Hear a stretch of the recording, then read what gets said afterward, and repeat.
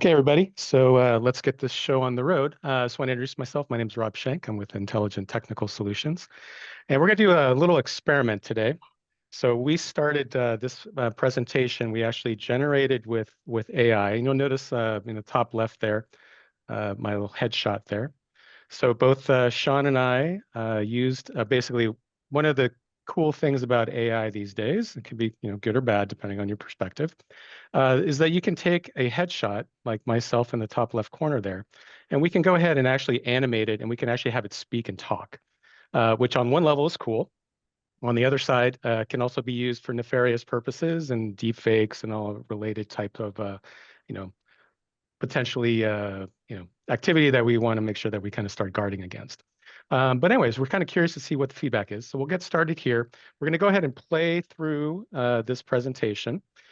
Please go ahead. You notice a Q&A button in your Zoom toolbar there. Please go ahead and submit any questions along the way. Once the presentation is complete, we'll circle back and we're going to answer, I'm sure a lot of questions are going to come up during this conversation. So please go ahead and submit those in the Q&A, and we'll have a good conversation at the end and answering any questions that we have. This should run around 20-25 minutes or so, and then we'll be circling back and let us know how it goes. Well, here we go, and thank you very much for your attention. Let's go. Good morning, everyone. Welcome to our conversation today, Stop AI from Becoming Your Next Data Breach, as we explore how you can build cyber resilience in your organization to stay secure. Hello, my name is Rob Schenk, and I'm with Intelligent Technical Solutions, where we specialize in helping small and medium businesses thrive by managing and securing their technology. A few housekeeping notes. Our conversation is going to run about 25 to 30 minutes, and we will stick around at the end to answer any questions. The conversation will be recorded if you'd like to review some of the information later at your convenience. We're happy to take questions throughout the webinar and want to make this as collaborative as possible. We'll also save time for Q&A at the end. For today's discussion, I'd like to welcome our special guests. First, Brian Kaminsky, Chief AI Officer at Intelligent Technical Solutions. Brian is a former MSP owner who now leads our AI initiatives, helping businesses align technology with strategy to drive sustainable growth. Next, Sean Harris, Chief Security Risk Officer at ITS. Sean brings over 15 years of experience as an IT business owner and now plays a critical role in cybersecurity strategy, incident response, and leads our Security Operations Center. He holds a CISSP along with several other advanced certifications. Welcome to you both. I'm looking forward to the conversation today. Let's get started. Today, we're going to be talking about your data and how AI is putting it at risk. We'll spend a little time discussing how to balance innovation with proper security measures so you don't find yourself in a situation like other organizations have found themselves in. But before we dive in, I want to frame this with a quick perspective on AI. One of the purposes of this presentation for you today is for me to give you some really easy things that you can go back and execute. I'll show you some things that can help your organization improve speed, accuracy, and efficiency. And I'm going to show you how you can use AI to your advantage and experience firsthand the amount of impact this has when you do it right. So how can you take advantage of AI in your workplace? To demonstrate how it works in action, I'm going to bring in our Chief AI Officer, Brian Kaminsky. Brian, can you walk us through this? Thanks, Rob. Absolutely. I'll show you a simple but powerful way to experience what AI can do right now. Before we begin, I want you to imagine that you have a file, a simple export. You went into your QuickBooks and you exported a transaction detail report over the last 90 days. Now imagine if you could take that information and use it to go through and figure out your cash flow. Let me walk you through how you could do it. So the first thing you could do is inside of Copilot, you could actually go through and open that file. So here I am, I'm inside of the file and I went to Copilot. Then you can ask it a very quick question like, hey, can you summarize the net cash flow trends from the transaction sheet that I just uploaded? And it will go through and give you a full summary. It will show you what the cash flow looks like, and it will do more than your CFO could do in about 4 hours of time, just with that simple prompt. Another thing you can do is you can say, based on the past 3 months of cash flow forecast, the next 6 months using simpler linear regression model. And it will go through and it will use a simple linear regression model to figure out where you're headed from a cash flow standpoint. Another thing you can do is you could say, write me a paragraph summary of what this has to say and what this means, maybe to prepare for a board meeting. And it will go through and it will do those things for you in just a few seconds. Finally, you could add a column calculating cash flow risk score based on variability, negative cash flow, and trend volatility. All you have to do is put in the prompt, and seconds later, you will have that new data set. In this case, it needs a little bit of extra data. It will ask you for it, and then it will update it for you.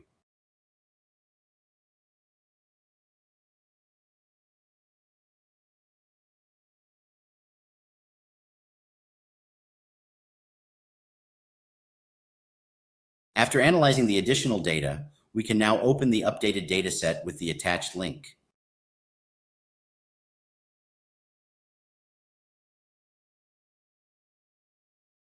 Guys, that was very powerful. In just under 3 minutes, we went through 3 major things that you could do with the last 90 days of data. And here's the thing, you can do the same thing in ChatGPT. All you have to do is open up ChatGPT. So go to chatgpt.com, open it up, and copy the data, and then paste it right into your prompt, and then ask the same questions. It will go through, and it will analyze the data and give you that information. Now, what you'll notice here is that it'll give you the graph. It'll show you how the trends are moving. It'll even go through and give you a summary and financial forecast. All with just a couple of seconds. A quick copy and paste. This is all plug and play. And that's how easy it is, Rob. Thank you, Brian. Do me a favor, folks. If you just learned something new, drop it in the chat. Now imagine that this was your company's actual data.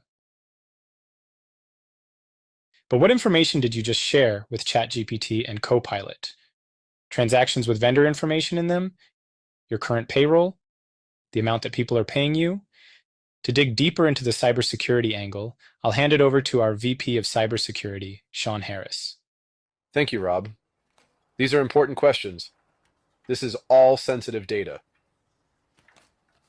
Should you have put that in ChatGPT or run it through Copilot? This is the question everyone is grappling with right now. Did you break your company's rules? Do you have policies around AI usage? The truth is, you're probably willfully leaking sensitive data already and don't even know it. And I know you're probably thinking to yourself, who is Sean and why does he care about this? Why should I listen to him? Well, you see, I've gone through and done incident response for organizations for years. I've dealt firsthand with the aftermath of a hacker getting in. I've seen the devastation caused by a hacker to a community, a business, a person. Truth is, most of these data breaches happen because of insider threats. Very simple. What is that? Someone clicks a link, someone shares a password, or somebody wires money to the wrong person or organization. The problem is that even with cyber awareness training going on in your organization, even with clear rules in place and clear understanding of what needs to go on, things still fall through the cracks. And there's a new employee on your team. It's called AI, and it skipped the training. It doesn't care about your rules. And with that, I'll pass it to Brian, who will break down what this means for your organization in practice. Thank you, Sean. Your team is already using AI. In fact, 75% of employees are using AI in the workplace right now, but they aren't telling you how. In a recent study, just over half of the employees who use AI in the workplace say that they're reluctant to divulge the fact that they're applying it to their most important tasks. And roughly the same number worry about using it on critical tasks in their job because it makes them look replaceable. Your team doesn't understand the risk. They don't understand that what AI sees, AI stores. AI is set up to pull in information from all different places in your organization. It pulls information from email, Excel files, Word documents, PowerPoints, SharePoint folders, OneDrive folders, even your CRM software. Most of the AI models that are being used right now are free models, and these models don't have specific rules about what can and can't be used to train the model itself. I'll pass this to Sean to break down how that plays out from a security perspective. Appreciate that, Brian. So why does all this matter? Let's take a closer look. Data leakage. You see, there's 3 ways that data can leak out of an organization. It can leak out the front door, it can leak out the back door, or it can go out the side door. The front door is simple. Your employees are feeding sensitive data into different AI tools. This can be personal data, financial information, intellectual property, or credentials and communications. But they only see the reward, not the risk. To connect these risks back to business operations, Rob's going to walk us through what we're seeing. Thanks, Sean. And the problem is they only see the improvement to their own productivity. They're able to have higher accuracy, they're able to move faster, be more efficient. But according to a recent study, 1 in every 3 employees admits to inputting sensitive data into AI models. When it comes to these different solutions, ignorance is risk. A recent example of this is Samsung. Some employees were caught leaking proprietary information and sensitive intellectual property into ChatGPT and didn't even stop to consider the fact that this would have larger ramifications. What happened? A Samsung engineer made a critical mistake. He uploaded proprietary source code into ChatGPT. It wasn't a hacker, it wasn't malware, it was one of their own people. Think about that. The risk didn't come from the outside. It came from inside the business with a simple copy-paste. The severity of the leak, still unclear, but the concern is real. The moment that data hit OpenAI's servers, Samsung lost control. That information may now be sitting on infrastructure they don't own, can't see, and can't wipe clean. There's no way to guarantee it won't show up in another user's query. By default, ChatGPT retains conversations and uses them to train future models. That means even if someone deletes a chat, the data may already be baked into the AI itself. Disabling history now? That's a nice idea, but it doesn't roll back time. Samsung learned that the hard way. Samsung responded fast. They banned the use of generative AI tools internally, full stop. Not because AI is bad, but because the way it was used created an unacceptable risk. This is a governance issue, not just a tech issue. We're talking about trade secrets, intellectual property, and financial information that's being dropped into chat conversations that go somewhere, but no one knows exactly where. I'll hand things back over to Brian to take you through the next phase of this risk landscape. Thank you, Rob. Here's the question I want every business leader to consider. What's your AI usage policy? Do your teams know what they can and can't share? If someone dumps sensitive data into a chatbot tomorrow, do you even know about it? Samsung had to learn the hard way. You don't have to. Do you know your own policies for proper use of AI? Are you protecting your front door? The back door is a little bit different. The back door is all about AI harvesting data automatically. How does that work? AI models like Copilot plug directly into the different products you use every day. Imagine someone on your team has personally identifiable information on their device. When we analyze environments, we often find things like payroll data or 401k and employee census info sitting in downloads folders. Copilot sees and stores that information. It walks through all data on the device, including OneDrive, Teams chats, email inboxes, all of it. And AI isn't asking for permission. According to Microsoft, Copilot assesses content and context through the Microsoft Graph API. It generates responses anchored in your org's data, docs, emails, meetings, calendars, and so on. Let's have Sean break down some of the hidden security risks that come with using AI. Great, Brian. Let's get into what that actually means from a security standpoint. If you have any misconfigured security settings or permissions within your tenant that aren't set up exactly right, you're in danger. Maybe you don't have data loss prevention set up with categorization, and you have data that's sitting out there not categorized as sensitive. AI is scooping all of that data. This makes improper data storage a huge risk to your organization. A question for you to consider as you're thinking about the back door of your company. Do you currently categorize sensitive data within your company? For instance, financial documents, payroll information? Are those documents tagged as sensitive? If not, Copilot can see them and use that information as context when responding to somebody's prompt inside of your company, or even give that information out when prompted in the right way. The back door is just as dangerous as the front door. Now let's talk about the side door. The side door is where all of the AI plugins and integrations come into play. The thing is, hackers are taking advantage of you and your team's desire to become more efficient. The first thing they're doing is simple. They embed malware into AI applications. What that means is that they may create an actual usable AI application or plugin. These are coming out left and right, things like brand new software tools or assistants within the AI applications themselves. The problem is, many of them aren't fully vetted or tested, and so your employees could be downloading and running things in your company's environment that contain malicious code. A recent example of this has to do with Disney. An employee downloaded a free open source AI graphics generator tool on his computer. It wasn't real. It went through and harvested all of his passwords, all of his account credentials to Disney. And we're not talking about his Disney Plus account. We're talking about his actual employee accounts, exposing company data and potential trade secrets. If companies like Disney can't get this right, that means we're all at risk. Brian will now walk us through how these ideas turn into action inside your company. I appreciate that, Sean. The truth is, AI is already part of how people work. It's just not always obvious. One example, people are turning to AI for advice. Maybe you've already done it. Asked what to eat for lunch, how many calories something has, stuff like that. But hackers are asking AI how to break into systems and bypass security, and AI is actually helping them do it.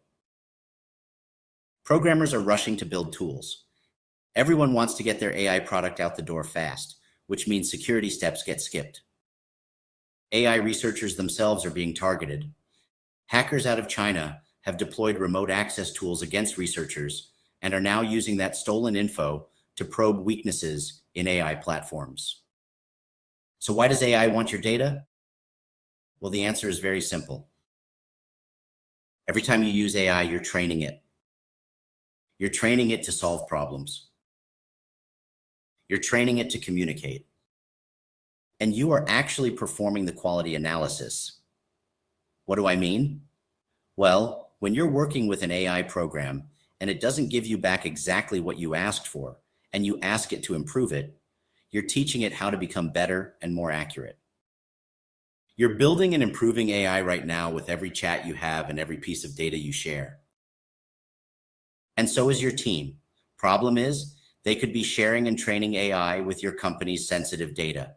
They might be sharing and training with information like trade secrets, PII, vendor information, or vendor contracts. But it's not just about the data. Rob's going to take us into how this kind of unchecked AI use is impacting people and what happens when we trust the tech too much. Appreciate it, Brian. There's one last thing that I want to mention on the AI side when it comes to users. AI is making you dumber. There's been a number of studies out on this that comes down to atrophy. It's a situation where if you're not thinking, if you're not coming up with the stuff on your own, you're becoming weaker at coming up with the new thing. Simple. This is a use it or lose it scenario. Think about your muscles for a second. If you're working out all the time, you get stronger. The same goes for your brain. Are you scared yet? Good. That's what I'm trying to help you understand. We have a problem, and that problem is how AI works. A generative AI system is one that learns to generate more objects that look like the data it was trained on. Think about that for a minute. A trained expert making decisions on years and years worth of experience in any field. This is where we are today. The internal workings are so intricate that even experts can't explain how they work or what the output is. Let's go back to Sean to explore what this means for your team. Thanks, Rob.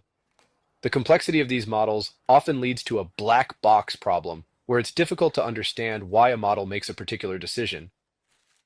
And people blindly trust what the computer or chatbot tells them. Let's get this straight. AI doesn't guarantee accuracy. Just like people, it makes mistakes. The problem? It does so with confidence. You get a clean, articulate answer, but that doesn't mean it's right. That false confidence is what creates risk, especially when people treat AI like a trusted advisor. AI is a black box, especially with deep learning models, layers upon layers of decision making we don't fully understand. We know what goes in, we see what comes out, but the logic in between, it's often invisible. That makes auditing AI behavior incredibly difficult, if not impossible, in real time. Here's the human factor. We're hardwired to trust computers. People see a result from ChatGPT and they assume it's factual, like getting test results from a doctor. But AI doesn't operate like that. It's a predictive engine, not a truth machine. That blind trust is a liability if we're not careful. The takeaway: you need process and policy. Your team must validate what AI outputs, especially in customer-facing or compliance-heavy roles. Don't let automation replace accountability. Review, verify, document, because when AI gets it wrong, the liability still lands on you. And now AI is learning and growing on its own, and we are feeding the beast. So what can you do? Well, there's a number of AI implementation best practices that we'll share with you today. You need to think about what you allow in terms of usage to make sure that everything is in its right place, being used in the right, safe way. On the flip side, you need to think of what you won't allow, what your own best practices are when it comes to using AI. And the key here is to establish this immediately. Brian, can you walk us through some practical application strategies? Absolutely, Sean. You see, some of your clients may not want their data to be used for AI training. And some of your contracts, especially the newer ones, may have a clause in them that say specifically, no artificial intelligence. I'm talking about contracts and commitments to vendors, and we're also talking about your customers' expectations. These are hidden promises that you're making right now, and ultimately, you're responsible. So what's the first step? The first step is to implement an acceptable use policy, and I'm going to give you a hand with this. In fact, what we put together for you today is an acceptable use of AI worksheet. You can download that at our website address listed here. If you go to that page, you'll see a form to fill out and a spot to download the worksheet. We will also drop that link in the chat and give you a second to open it up and take a look. We made this as easy as possible for you and something you can immediately implement today. And you can customize this policy to your organization's specific preferences. Some of the key points to consider while you're going through this: are generative AI apps and services allowed or prohibited? If allowed, which ones are officially endorsed? Who in the organization is responsible for approving use? Who in the organization is responsible for implementation? What is considered acceptable or unacceptable use? These are all of the questions you should be asking yourself when creating this policy. So folks, what we just did is we built a policy around how your team can use AI. It doesn't take much time at all to create rules for your employees so that they know what's good and what's not good, what's right and what's wrong. AI is powerful, we all know, but you don't want to give it a blank check and let it start making decisions for you. Sean, can you tell everyone why? Yes, of course, Brian. We don't want to give AI a blank check because, well, AI security is not a given. It's not automatic. If it's used improperly, it can expose your company's sensitive data, it can increase the attack surface of your organization for hackers, and it could lead to regulatory fines and liabilities that you may not be thinking about today. The key here is to not allow AI to take advantage of your organization.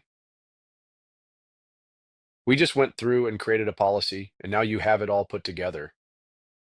But is that all? Let's be honest. Just because you have a policy doesn't mean anyone's read it. And even if they've read it, it doesn't mean they understand it, much less follow it. This is one of the most common disconnects we see in businesses. Intent without execution creates exposure. Think back. Have you ever rolled out a new policy and had it fall completely flat? No behavior change, no adoption, maybe even some passive resistance. Why does that happen? Usually because no one owned the rollout. No one made sure it was understood, and no one made it stick. With AI, policy understanding isn't a nice to have. It's essential. Because a single mistake, like dumping sensitive data into ChatGPT, can expose your company to lawsuits, compliance failures, and reputational damage. Employees must know what's allowed, what's not, and why it matters. Here's how you make it real.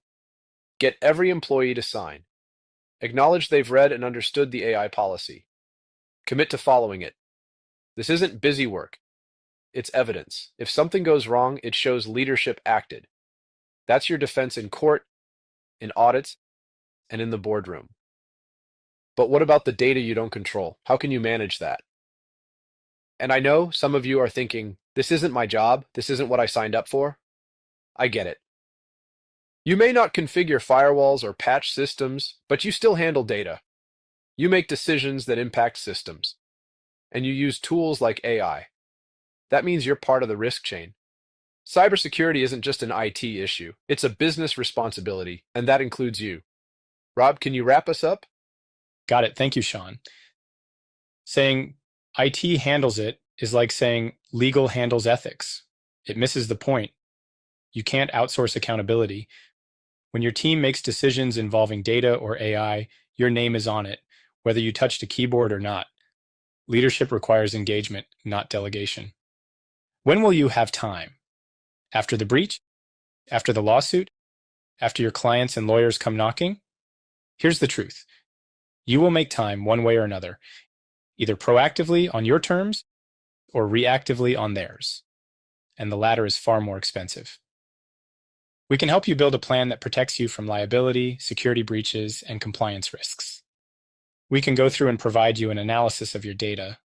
We can help you figure out how you're doing when it comes to things like cyber hygiene. And if you have employees who are leaving personally identifiable information like 401k census documents or payroll information on their desktops or in their downloads folder, you can take advantage of a free cyber risk assessment to help you see where you stand. If this is something you're interested in, we'll go through and analyze your security. Then we'll meet with you, review the results, and give you some simple steps that you can take to protect yourself and your data. The key here is to be proactive, secure your environment, and reduce your liability. You're probably thinking, what's the catch?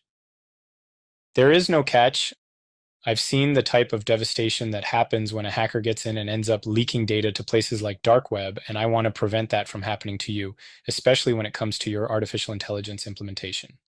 So if that's something you want, go to the website shared below and let's get this done right away. A solid implementation of AI depends on a secure foundation. Thank you.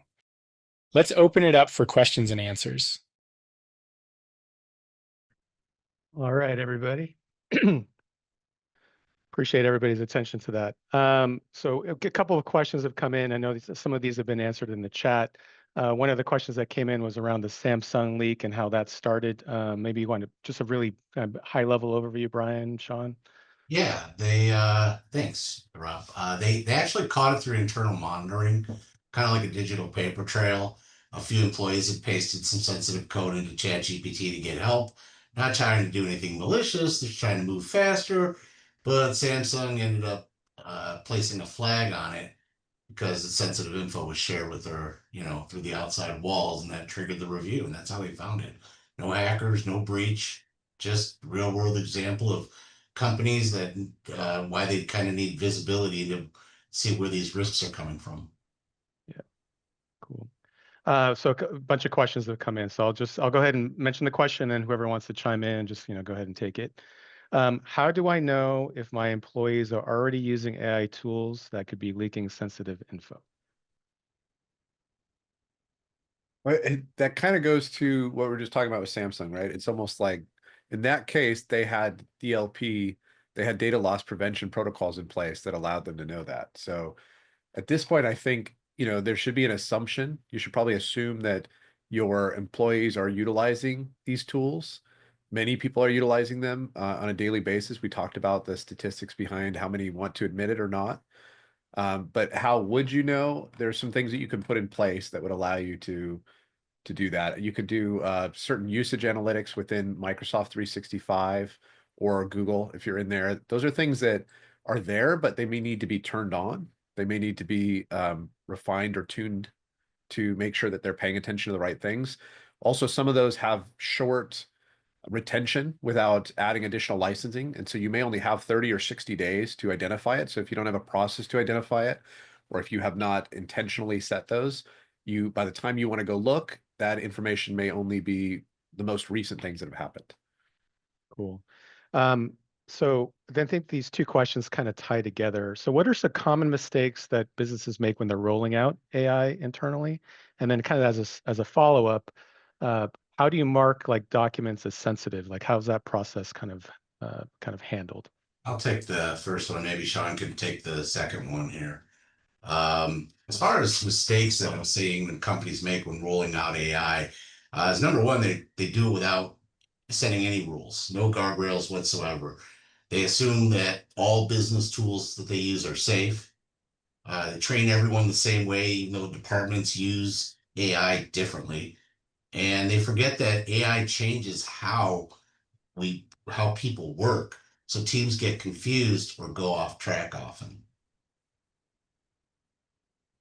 Yeah, Hey, I could Sean. to add a little bit of where I see it go off the rails too is the tool ships day one, but the policy follows a month or two later. And really, it needs to be the opposite of that. A policy needs to be put out first, and then the tool comes out. That can be hard because there might be this amazing thing that sales or marketing or someone thinks is really going to change what they're doing, and they want it right now. And sometimes you got to slow that down just long enough to make a decision of how it's going to be used and document that from a top-down approach. That's what a policy is. How are we going to use it? What's the governance around it? And make sure everybody understands it and acknowledges it. So that's a big thing that I think can cause failures in rollout where you find areas that didn't get addressed. From the how do you categorize data? There are many different ways to do it. Ultimately, there's a technical way of implementing it, and that can be done within your Microsoft 365, but or whatever platform you're using. But and some of that may require additional licensing depending upon how granular you want to get with it. But ultimately, it all starts with determining the types of data that you have that are sensitive and figuring out a labeling system for that. Usually people go with, it could be as simple as confidential, non-confidential, intellectual property. Like these are different tags. You have things like PHI, PCI, these are different types of compliance data, either credit card data or personal health information, right? Those are things you can label also. Most organizations I've found already have some form of this. They just haven't labeled their data. They might be doing it with permissions and gates of like folders shared in a certain way. And that means they're saying like, okay, the owner or president gets access to all of this stuff. Accounting might be a little level lower in admin, and then there'll be basic kind of employees. We still run into organizations that are flat. Those are usually a small organization that grew and they just didn't go back and put up any kind of permission changes. That's definitely something you got to get on right away, especially before you open any kind of Copilot into your systems. But at this point, you really need to think about the data itself and not the structure. So the data themselves need to be tagged. There are systems that will auto tag it. So some people go, I can't possibly take that on. It's too much. There are systems that we can put in place that are fairly inexpensive that will go through and identify the data by the context and tag it for you. Okay. Is there any way to protect ourselves legally if an employee uses AI improperly? What's the company supposed to do if one of the users is doing something they shouldn't be doing? Well, that's a lot of what we just covered here, right? So really, it's the same way that you would protect yourself for anything that your employee could do that could be a massive breach of a contract or anything like that, right? An actual illegal thing that they're doing. And so that means that you need to have proper policies that everybody understands. So you have made a statement as an organization of where you stand and how to do things. You need to train your employees. You need to show proof of that stuff. That's what we were talking about in the presentation we just had.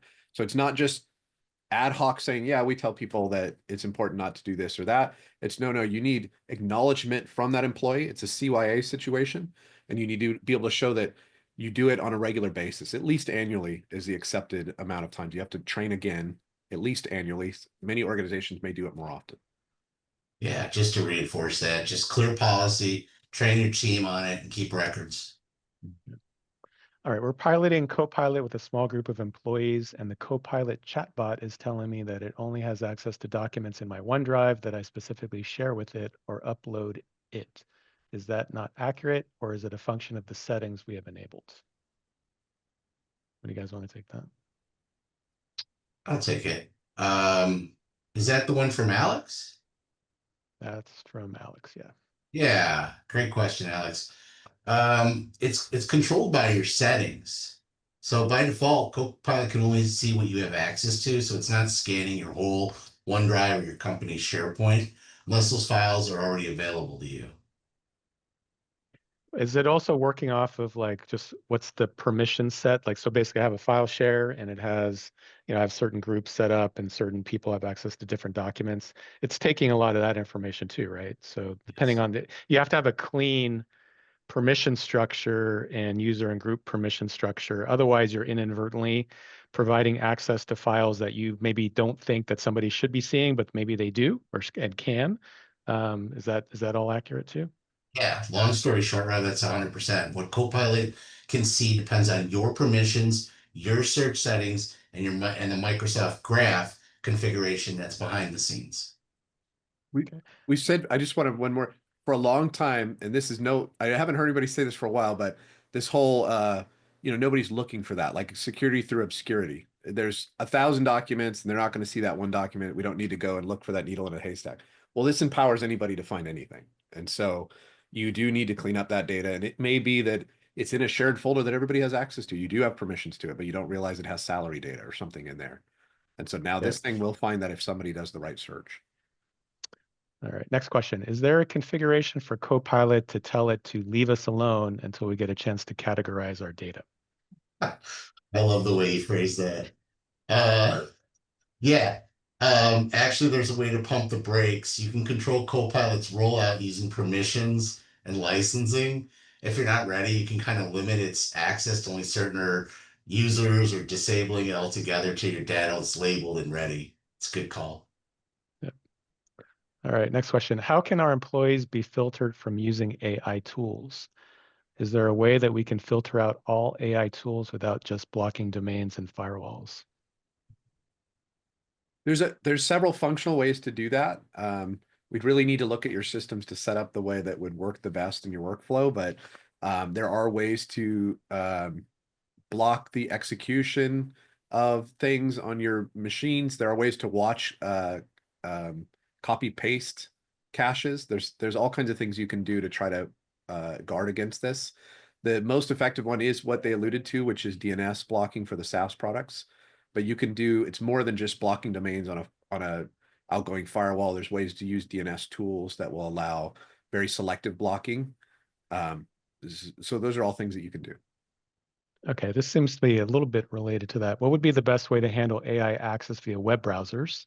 Should we have URLs blacklisted via our firewall? Yeah, I think honestly that's a solid start. Blacklisting a URL does help, especially if it's a known risky AI tool. But a lot of firewalls don't always catch browser extensions or the new kind of AI tools that are popping up. So the best approach is layered, combining things like firewalls, browser policies, DNS filtering, and if possible, endpoint level controls that kind of watch for that AI usage pattern. The goal here isn't really to like block everything. It's to create like a smart filter, block what's risky, allow what's useful, and monitor the gray areas. So how would that work with like mobile devices? They can do MDMs. They're extending now to MDMs, mobile device management systems now that are included in that stack. Right. Okay, a couple more questions are still rolling in here. So this is something, I guess, do we need to update our employee handbook or contracts because of AI? I'd say you should. Yeah. At this point, that is the most requested policy that my team is building at the moment. For those companies that already have policies, this is that thing that, hey, do you have that? A lot of them are, no, we're currently building one, or no, we need one. So I do think that's important, and you probably should talk it through out of your contracts also. But the employee side is the first one. They can't, that goes back to covering your butt, right? CYA. You can't say that you have told your employees not to use these things, or the correct way to tell them until you document that in a policy that they have to acknowledge. All right. Should we be worried about AI tools training our data or on our data? I mean, if you're using free or consumer grade tools, I would say, yeah, 100%. Like many of these tools, like many of them keep all your input to train their models. So with enterprise tools, some of them offer no training guarantees, but you got to read the fine print. And it also, I just want to add, it depends on the type of data in your contracts, right? So I think if someone asked me that, I would say, well, let's review some of your contracts that you have with your clientele, your vendors, and does it specifically mention anything that would bar that, or anything that could be is a possible meaning for that, because they may not have an AI section in there yet either, but they may be saying explicitly, hey, nothing that we have should be shared outside with anybody but our organization and yours, and technically you're sharing it with another company that's training on it. Another question here. What should we be asking our vendors about their AI use when we're evaluating software or services? Same things you guys are going through. What measures do they have in place? What policies do they have in place? You want to know how they're going to use the data that you're providing over to them, just as much as for your customers, etc. Yeah. Okay, next question. In our company, most teams don't use AI tools yet, but for departments like HR, legal, and finance that handle sensitive data like PII, contracts, payroll, would you recommend completely blocking AI tools for them, or is there a safe way that they can still use them?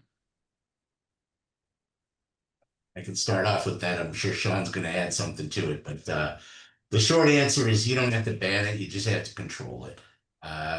For sensitive departments like HR, legal, the key is you want to use approved, secure tools such as Microsoft Copilot or other enterprise tools that run inside your environment, that respect data permissions, that actually have SOC 2 compliance and things like that in place. Yeah, I think just to add to that, I think that's the key is not, if you straight out ban it, you're probably more likely for them to use tools that you have no control over and you don't understand. And so it's better to bring it in and set some rules around it that make sense.